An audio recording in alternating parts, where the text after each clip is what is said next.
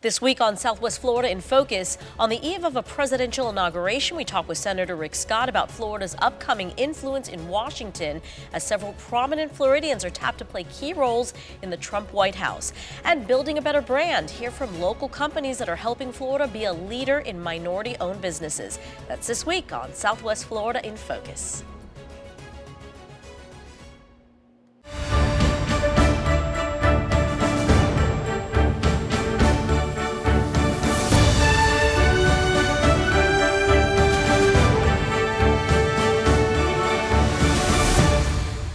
You're watching Southwest Florida in Focus. Coming up, the return of President Donald Trump to the White House and how Floridians will have an unparalleled impact on U.S. foreign policy. We speak with Florida's U.S. Senator Rick Scott about what he expects from the Trump administration these next 4 years.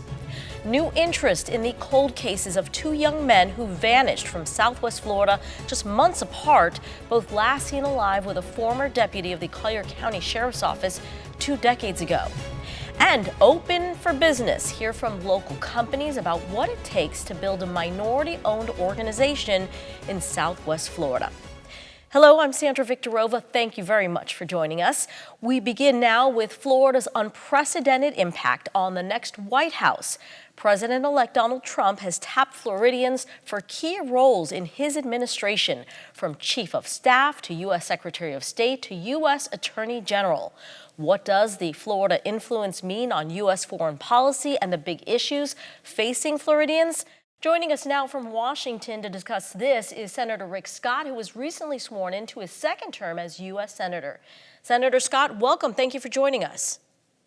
It's always nice to be with you, and hope you had a good New Year and good Christmas. And this is going to be a great year. Yes, I did. Thank you very much for that. So let us start with, I recently heard you say that Florida is the center of the Republican Party now, that Washington can learn a lot from what Florida has done. So can you describe for us what exactly you think Florida has gotten right? Well, first off, let's look at this administration. The president's from Florida. The chief of staff is from Florida. Susie Wiles was my first campaign manager. The Secretary of State, Marco Rubio, from Florida. The Director of National Intelligence, Mike Waltz, is from Florida. So he's got a lot of Floridians as part of his team. And the reason he does is you look at what's happened in Florida. When I got elected back in 2010, there are 568,000 more Republicans than Democrats. If you look at this last election cycle, both President Trump and I won by more than 1.3 million votes. So clearly the state has changed. What people have seen, that if you have a government that watches how your money is spent, cuts your taxes, makes sure your kids get a great education, keeps you safe, that's a formula for success. So we have a lot of people that were part of that in Florida. I was excited to be the governor for 8 years. We added 1.7 million jobs.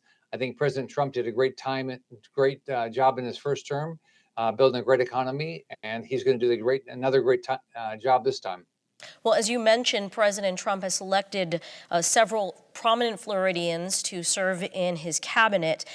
What do you think this Florida connection will specifically mean to Florida? How will it benefit Floridians? You know, another person I forgot is Pam Bondi. Yeah, of course. Pam was the Attorney General my 8 years as governor, and is a very good friend of mine. I think what's going to happen is, as a result of all these relationships, they're going to be receptive to issues that Florida deals with. Which is what's important. My experience in my 8 years as governor and my 6 years now as a U.S. Senator is you get things done by building relationships and letting people know the issues you're dealing with and see if they can be helpful. So with all these Floridians as part of the Trump administration, then they're going to be receptive to the issues that we're dealing with. We know that we've got to get inflation down. We know that we have to work on the issues that are going on in Latin America, like the fight that's happening right now in Venezuela for freedom and liberty. We know we've got to get interest rates down. You do that by balancing the budget. So I think the opportunity is, you're going to have a lot of Floridians that are going to listen to Floridians about solving problems of Florida, which are similar to problems around the country. So you mentioned inflation. I'd like to ask you about the high cost of housing here in Florida, as well as the cost of property insurance, a huge issue for Floridians. Are there things that Washington can do to address those issues and that you vow to do to address these issues? Well, first off, on the cost of housing, we've got to make sure that we have housing that the average worker has the opportunity to live in. As you know, I grew up in public housing. I know the importance of government being part of that. So we got to make sure our national programs through HUD are fully funded, and I'm going to make sure that happens. With regard to property insurance, significant issue in our state. Uh, since I left office, I think the cost of property insurance has doubled.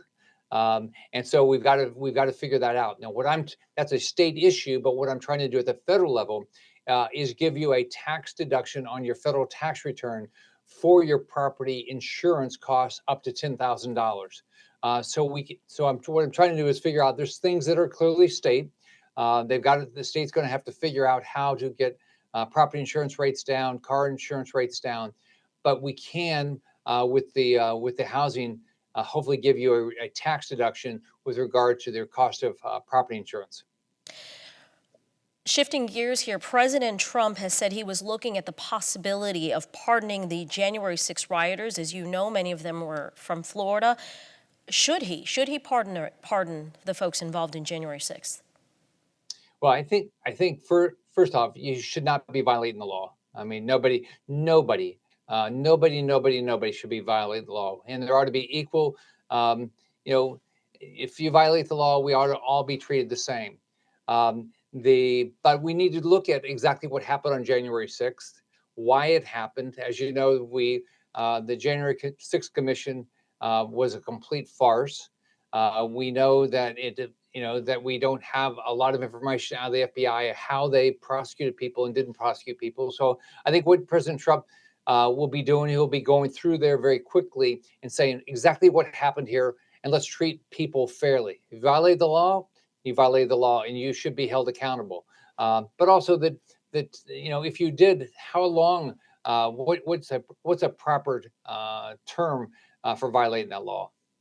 If I can end on this, Senator, President Trump received the highest percentage of votes on his third run for president, just under 50%. That's about 77 million Americans who supported him. I'd like to ask you about the 75 million who did not vote for him. Many are concerned, what his second term will mean for this country. Do you understand those concerns? Well, I know people have a lot of hope and opportunity, but we can look at his first term and see what his second term is going to be like. What did he do in the first term? One, he created security. We didn't go to war. Our border was secure. Our economy was unbelievably good, maybe the best economy in my entire lifetime. Right? He didn't go after his political opponent like Biden did. So I think what you're going to see, and I was with President Trump yesterday, what you're going to see is a president that is going to secure the border. He's going to rebuild this economy. He's going to hold government accountable, which is exactly when I talk to voters, exactly what they want. Senator, with the minute that I have left, what is your take on the president's comments on his desire to acquire Greenland, the Panama Canal, and to annex Canada through economic force? So what I appreciate about this president is, one, he wants to build the American economy, and number two is he's focused on national security. Any issues he has when he's thinking about Greenland, is it talking about the national security of this country? That's what he should be doing. When he talks about the Panama Canal, is what he's saying, and he said it yesterday when I was with him. He said, we gave the Panama Canal away for nothing. We got nothing for it. It probably was the biggest expenditure of this country ever in the history of this country. And at this point, we're getting treated unfairly, and they're not complying with what the deal was at the time. That is going to have to change. And then with regard to Canada, we cannot allow trade deficits where we're treated unfairly. If we're going to allow people to come and sell things into the American market, we have to be allowed to sell things into their market. So Canada is going to have to open up their trade barriers, because it's not fair to Americans. It's not fair to American jobs, right? Primarily, but it's also not fair because of the cost. We've allowed so much of our manufacturing go out of this country. We've got to rebuild that manufacturing. So I know what I hear from this president is he's absolutely committed to American jobs and American security. Senator Scott, we thank you for your time. Thank you for joining us. All right. Have a great day. Bye-bye. Thank you. You too, sir. Coming up next, it was over 20 years ago when two young men went missing in Southwest Florida, both last seen alive with a Collier County deputy. We speak with the reporter behind an award-winning podcast that has reignited interest in the investigation.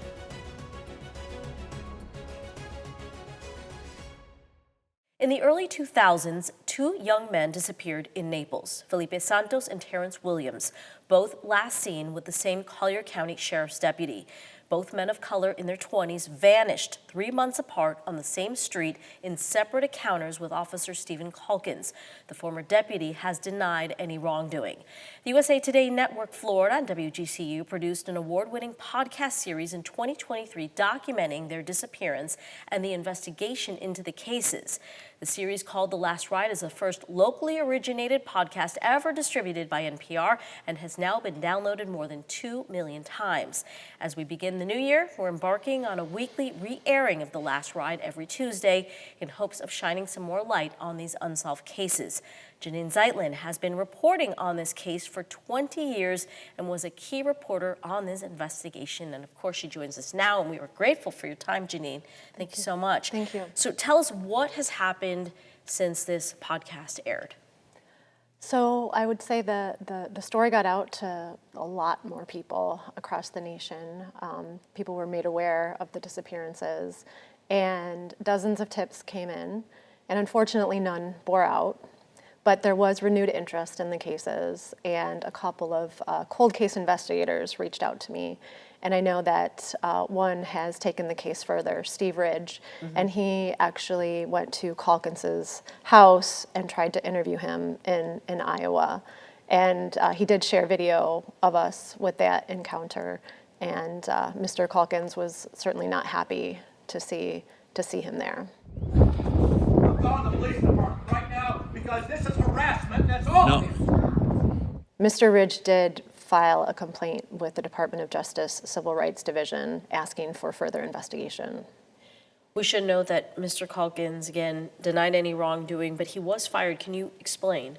Absolutely. So there were 2 internal affairs investigations brought against Mr. Calkins after the disappearances of both Felipe Santos and Terrence Williams, basically because the families went to the sheriff's office and said, your deputy was the last person that we saw our family member with. So the agency was compelled to start an internal affairs investigation.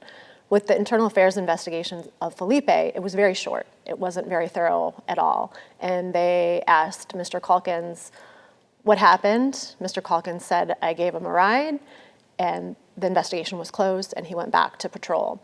But the real investigation happened 3 months later when Terrence Williams disappeared in January, and his family really pressed as hard as they could to get answers about what happened to Terrence Williams.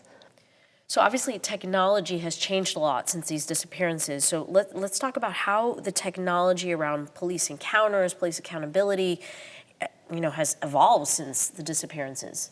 We don't have proof of what happened after Calkins said he pulled these men over because we didn't have technology at the time that was tracking Calkins.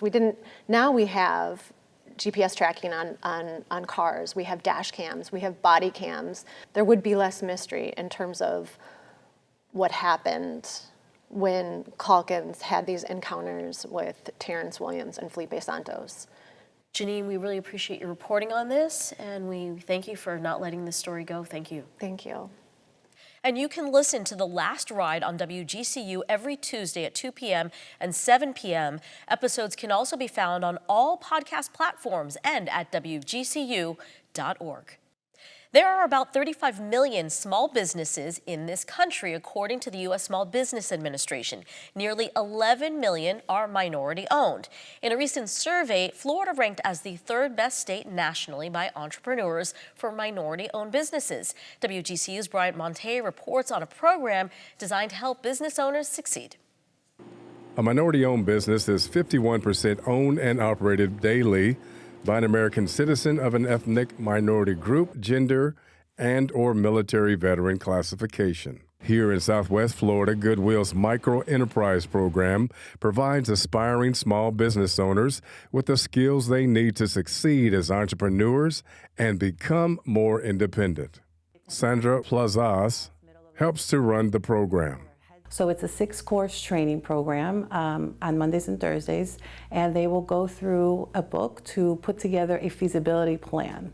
So they're going to learn how to understand who their customer is, target analysis. We're going to talk about marketing strategies. We're going to talk about pricing their product and service. We talk about cash flow, and we talk about break even. Entrepreneurs like Monica Spivey, who completed the training in 2014, now owns and operates Tamu Cupcakery. They actually helped me piece everything together.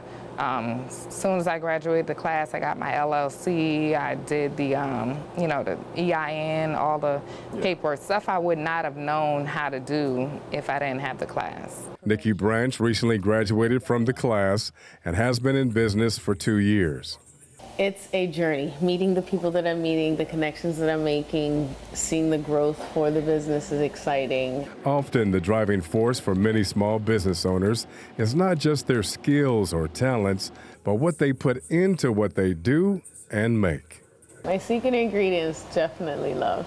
Nikki's mom taught her how to bake at a young age. Her mom passed away about 2 years ago. We asked what would her mother say about her business ventures. She'll be very proud that I just kept going. Yeah. Investing in myself, just as a single mom with 2 boys. In this economy, to start a business and let go of the corporate world. By nature, I'm a medical assistant, 16 years. And I definitely gave that up to pursue what I want. It's big. That gets me emotional just talking about my mom. Entrepreneurship has its challenges. It's reported that approximately 45% of small businesses fail during the first 5 years. However, with the right tools, resources, and financial support, the greater the odds of economic success for budding entrepreneurs. They want to have a legacy for their children. They are in a situation that maybe they thought they would never be able to have a business. And so now they're learning how to start a business, how to strengthen the business, and they want to teach that to their children. That's one of the things I hear a lot, especially the women that come out of the program. I get up, I say, this is mine. I mean, if I could do it for somebody else for all those years, then I better do it for myself. For WGCU News, I'm Bryant, Monteilh. The Goodwill Micro Enterprise Program is offered in Charlotte, Collier, Glades, Hendry, and Lee counties. Well, it was a season of giving for one Southwest Florida philanthropist. Paychex founder Tom Golisano made a series of gifts totaling $85 million to 41 groups in our region. This followed another series of gifts in upstate New York, where groups received $360 million in donations. We visited Mr. Golisano in his Collier County home to learn more about his motivation for giving. Tom, thank you for having us in your home. Glad you're here. We're more than happy to have you. Oh, thank you so much. So this year, you donated $500 million between New York and Southwest Florida. You have said that these organizations were in your will, but you decided to give this year. Why? Well, you're exactly right. Most of those organizations were in my will. And one day I just got thinking, why make them wait? You know, I don't know when I'm going to leave the world here, so let's let them have the advantage of having the funds available now. And it was all a surprise. How fun was that? Oh, it was tremendous, both in Rochester and here in Naples. People were just, I've never seen so many tears and had to deal with so many hugs and so forth. People were just delighted. In Southwest Florida, 41 nonprofits benefited from your giving. How do you decide where to invest these funds? Well, in most cases, we've had experience with some of those organizations. We have in cooperation, of course, our foundation. And the head of our foundation and the employees of the foundation have worked with these organizations locally. So we know quite a bit about them. So it wasn't a difficult process to decide who we were going to help. Now, I'll bet you there are some organizations we wish we had helped, and this thing isn't over yet, so we'll see. So I know a lot of your focus in giving has been organizations working with people with developmental or intellectual disabilities. Why are you so passionate about this cause? Well, I think, first of all, I have a son who's developmentally disabled. He's older now. He's actually, I hate to tell you this, he's 58 years old. But my son, Stephen, obviously has been with us for a lot of years. And Stephen's mother and myself, particularly his mother, got very involved in the world of developmental disabilities. And in the late 80s, we started the foundation that directs our financial grants to organizations that work with the developmentally disabled. So we're kind of close to it, and it's been a happy experience, quite frankly. So my understanding is you built most of your fortune founding Paychecks. Mm-hmm. Did you ever imagine that you would be so successful and that second, you would be able to give back in such a way? Well, quite frankly, Sandra, I had a 40-year plan, and I fell short of it. I'm kidding. Like, what? No, the growth in Paychecks and the financial capability came in plateaus. Okay, you'd reach one plateau and you keep working for another plateau, and so on and so forth. Nobody would, I couldn't have, but I don't think many people could anticipate starting a company 40 or 50 years ago and having it grow to the point that it's grown. You are so incredibly generous, both in Florida and obviously in New York. For you, what have you learned from this giving process? What has been the best part about being able to give back like this? I think I should have been more aggressive earlier. I could have started being more philanthropic earlier in my life than I have. So I'm trying to catch up now. And your plan for the future? You hinted at the fact that there's more coming. Yeah. Looking at my financial situation and family situation, making sure the family's taken care of, and then there should be some excess that we can distribute. Tom, I thank you so much for your time and for having us in your home. Thank you. Oh, thanks for coming. When we come back, the new year didn't mean the end of holiday celebrations. For many Southwest Floridians, we learn about some of the festivities in 2025. While most of us wrapped up the end-of-year festivities ringing in the new year, this week some Southwest Floridians continued celebrating their big holidays. Joining me now to explain these religious and cultural traditions is WGCU's Culture and Connections reporter, Elizabeth Andarji. Welcome, Elizabeth. Thank you, Sandra, for having me. It's a joy to be here with you again. And it's a joy to have you because you are going to explain to us what Three Kings Day is and why it's a big deal. Yes, so it dates back all the way to the biblical era, when three kings were traveling through Bethlehem to find baby Jesus. Once they found him, they gifted him with all sorts of presents. Fast forward to today, on January 6th, the same tradition occurred. Bakeries all over Southwest Florida were packed. We found one bakery, La Mexicana, that had over 300 orders of desserts. Inside these desserts, they hid 4 to 6 baby Jesus statue figures. And the tradition goes, if you are lucky enough to get the slice with it, you have to bring tamales to the next celebration in February. It was also a big week for our Christian Orthodox community, right? Yes, it was. It was Christmas for them on January 7th, but they actually like to do things a little bit early. So on January 6th, they go to church, they have prayers and service, and they stay at church up until midnight. Their tradition is a little bit unique because after the service, They have a huge feast after midnight, and they are celebrating the 43 days of fasting being over. And it's really a religious celebration, but also a cultural celebration for them as well. And so, Elizabeth, what did you learn in covering these stories? For me, it was really a joy to witness these festivities and see all of these people maintaining their cultures here in Southwest Florida. And it is a joy for us to learn from you. Thank you, Elizabeth, for your time. Thank you, Sandra. Coming up next week on Southwest Florida in Focus, does the orange have a future in the Sunshine State? The size of Florida's citrus harvests have plummeted. We look at the impact citrus greening, climate change, and development have had on crops and what the industry is doing to try to survive. Be sure to join us for that story and much more on WGCU. Until then, have a great week, everyone.